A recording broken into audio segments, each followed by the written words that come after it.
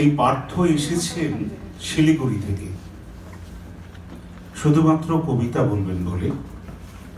ওখানকার যে Uttarbanga medical college, তার একজন ব্যস্ততম চিকিৎসক তিনি, ফিজিক্যাল মেডিসিনের ডাক্তার। লীলাদ্রিশেখর বসুর কাছে তিনি এক সময় ছিলেন, তালিম নিয়েছিলেন। তারপর দীর্ঘদিন উত্তরবঙ্গে তার বসবাস এবং সেখানেই তার কর্মজগৎ বিস্তৃত। কবিতাটাও তিনি বলছেন এবং খুব মন দিয়ে বলছেন।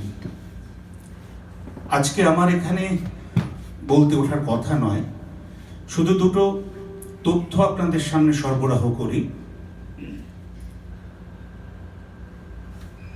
আপনি বসুন বসুন বসুন বসুন বসুন।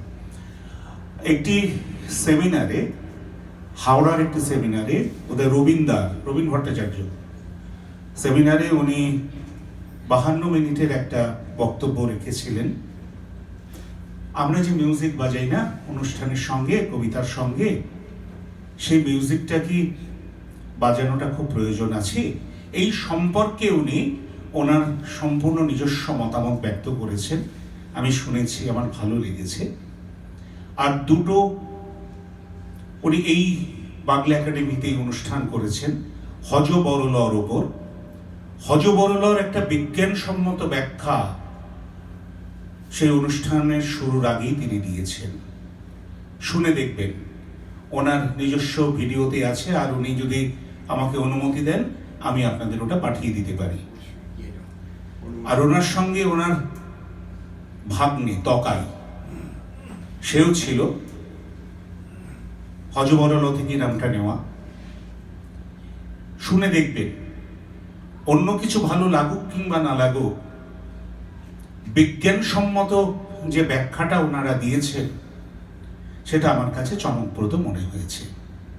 এছাড়াও ওনার আরো অনেক কিছু কাজ আছে।